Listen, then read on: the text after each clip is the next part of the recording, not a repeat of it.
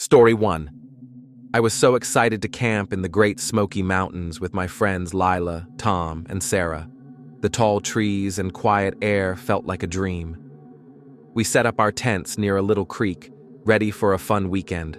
The stars were bright, and we thought nothing could go wrong. But we were city kids not used to the wild, and we made a big mistake. Tom hung our food bag on a low tree branch. He said it was fine, and we didn't argue. I saw bear safety signs at the trailhead, but they didn't seem real. We thought bears were far away, not something we'd ever see. That was our first mistake. We sat around the campfire, laughing and sharing a drink. The forest was noisy with crickets and owls, but around midnight, everything went quiet. It was so still, it scared me. "It's too quiet," I said, my stomach tight. Tom laughed, but Sarah looked nervous, staring into the dark. Then we heard a deep huff, like something big breathing. I turned my flashlight and saw two glowing eyes. A huge black bear stood at the edge of our camp, sniffing the air. My heart pounded. "Stay calm," I whispered, remembering not to run. Lila made a scared noise, and Sarah froze. The bear walked toward our food bag. Tom stood up and yelled, "Go away!" waving his arms. I wanted to stop him, but it was too late. The bear roared, a sound that shook me inside, and charged. Everything happened so fast.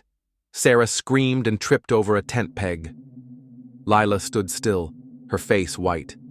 Tom fell as the bear ran at him, its claws shining in the firelight. I grabbed a cooking pot and banged it on a rock, hoping to scare the bear. It stopped for a second, but didn't leave. It swiped at Tom, and he screamed, blood pouring from his arm. I remembered the bear spray in my tent, but it was so far. The bear turned to Sarah, who was crawling away, crying. Lila was screaming too, not making sense. I ran to the tent, my hands shaking, and found the bear spray. I ripped off the safety cap and ran back, yelling, "Hey!" I sprayed the bear right in the face. It roared, shaking its head, and backed away, rubbing its eyes. I kept spraying until it ran into the trees, crashing through the bushes. We couldn't stay. Tom was hurt bad, his arm bleeding a lot. We wrapped it with a torn sleeping bag and half-carried him to the trail. Every step felt like forever. The forest was dark, and every sound made me think the bear was back. Lila kept saying it was her fault for not checking the food bag. Sarah didn't talk, just walked with wide eyes. I tried not to think, just kept moving. It took hours to reach the car. My legs burned, and Tom was barely awake. We drove to a ranger station as the sun came up. They said Tom would be okay, but needed a hospital. They told us we were lucky. Black bears don't usually attack, but we messed up with the food. They said it drew the bear right to us. I can't forget that night. The bear's roar still wakes me up sometimes, and I see those glowing eyes in my dreams. The forest is beautiful, but it's not safe. It waits for you to make a mistake, and we did. We thought we knew what we were doing, but we were wrong. Now I check every safety rule before I camp, and I never forget how fast things can go bad in the wild. Story 2. My friends Jake, Mia, Ethan, and I wanted a fun camping trip in the Olympic National Forest. The huge trees and quiet air felt exciting. We set up our tents deep in the woods, where everything smelled like wet leaves. It seemed perfect for a weekend away from the city. But we didn't know how dangerous the forest could be. We weren't real campers. We had cheap gear and a paper map we didn't use much. Jake said he knew the trails, so we didn't bring a GPS. Our phones didn't work out there, but we thought it'd be fine. The forest was pretty, with thick ferns everywhere. We laughed and took pictures, planning to hike to a lake. That was our big mistake. By midday, we were lost. The path disappeared under leaves and plants. Jake kept saying, "It's this way," but everything looked the same. The trees hid the sun, and a cold fog made it hard to see. My stomach felt sick. "We're lost," I said quietly. Mia told me to stop worrying, but Ethan looked scared, staring at the trees. We walked for hours. My legs hurt, and my water was gone. The air got cold and my jacket wasn't warm enough. We yelled for help, but the forest was too big. No one heard us. Jake admitted he didn't know where we were. Mia cried, her feet sore. Ethan got quiet. Night was coming, and we had no food or tent, just our backpacks. When it got dark, it was freezing. We sat under a big tree, trying to stay warm. My hands were numb, and I shook so much my teeth hurt. I remembered something about hypothermia from TV. We needed a fire, but our matches were wet, and so was the wood. Ethan tried to start a fire, but it didn't work. "We're going to die," he said softly. I wanted to say no, but I was too thirsty. The next day was awful. My mouth was dry and my head hurt. Mia's lips were cracked, and she kept falling. Jake looked tired and sick. We kept walking, hoping to find a stream or a path, but it was just trees. I thought I heard a helicopter once, but it wasn't real. My mind was playing tricks. No one knew where we were. We might not be found for days. By the third night, we were so weak. Ethan hardly talked, just shuffled along. Mia curled up, crying, saying she couldn't walk anymore. Jake begged us to keep going, his voice rough. I felt like I was fading. My stomach hurt from hunger, and my legs wouldn't move right. I saw shadows that looked like eyes, but it was just my brain wanting hope. The cold felt like it was eating me. On the fourth morning, I heard a real shout, a ranger's voice, far away but clear. I yelled until my throat burned, and they found us. We were shaking and barely alive. They gave us water and blankets and took us to a hospital. The rangers said we'd walked into a far part of the forest, way off any trail. No phone signal, no signs. We were lucky to survive. I still have nightmares about those trees trapping us, stealing our air. The forest doesn't care if you're lost. It just waits for you to give up. I'll never go camping without a GPS again. That forest taught me how fast things can go wrong. We thought we were ready, but we weren't.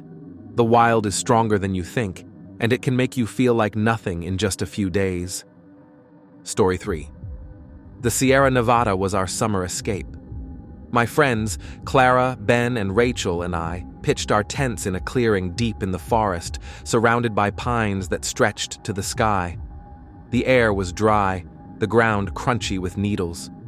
We wanted campfires and s'mores, a break from our city lives. But July's heat was brutal, and we didn't check the fire warnings.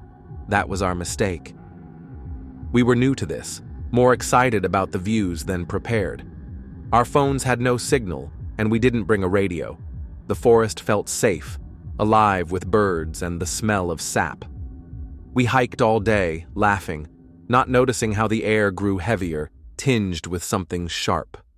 By evening, we were back at camp, tired but happy, starting a small fire to cook dinner. As the sun set, a strange glow flickered on the horizon. I thought it was the sunset, but it was too red, too alive. A hot wind picked up, rattling the trees. "Something's off," I said, my chest tight. Clara frowned, sniffing the air. Then we saw it, smoke curling through the forest like a ghost. A distant crackle grew louder and my heart sank. Fire. The glow became flames, racing down the ridge. The wind howled, pushing the fire toward us. "We need to go!" Ben yelled, grabbing his backpack. Rachel was already stuffing gear into hers, her hands shaking. We didn't know where to run. The forest was a maze, and the fire was fast, eating trees like paper. Smoke stung my eyes, and every breath burned my throat. We ran toward the river we'd seen earlier, hoping it would stop the flames. The air was thick, choking me. Sparks flew, landing on my jacket, singeing holes. The heat was unbearable, like standing in an oven. I heard trees exploding behind us, the fire roaring like a monster. Rachel tripped, coughing hard, and I pulled her up, my lungs screaming for clean air. The river was farther than I thought. Smoke blinded us, and the ground was hot under my boots. Ben shouted, "Keep going!" But his voice was hoarse. Clara was crying, her face streaked with ash. I felt dizzy, my head pounding from the smoke. The flames were closer now, licking the trees around us. I saw an elk crash through the brush, fleeing, its eyes wild. We were no different, just animals running from death. The fire cut us off. A wall of flames blocked the path to the river, forcing us to turn back. My skin felt like it was melting. We stumbled into a rocky clearing, no trees to burn, but the smoke was everywhere. I coughed until my ribs hurt, my vision blurry. "Lie down!" I yelled, remembering something about staying low. We dropped to the ground, huddling together, covering our faces with shirts. I thought we'd die there, the heat pressing down, the air unbreathable. Rachel was barely conscious, her breaths shallow. Ben's eyes were red, tears streaming. Clara gripped my hand, whispering, "I'm sorry." I couldn't speak, my throat raw. The fire's roar drowned out everything, and I waited for the end. Then, a miracle. A helicopter's thump broke through the noise. A voice on a megaphone shouted, "Stay put!" Rangers dropped water from above, slowing the flames. A rescue team found us, wrapping us in blankets, giving us oxygen masks. I could barely walk, my legs weak, but they got us to safety. At the hospital, they said we'd nearly suffocated. The fire had burned thousands of acres, and we were deep in it, clueless about the warnings. I still smell smoke in my nightmares, feel the heat on my face. The forest is beautiful, but it's cruel. It doesn't warn you when death is coming. I'll never camp without a radio again, and I'll always check the sky for that red glow, the one that almost took us. For more stories like this, share and subscribe Goofy Horror.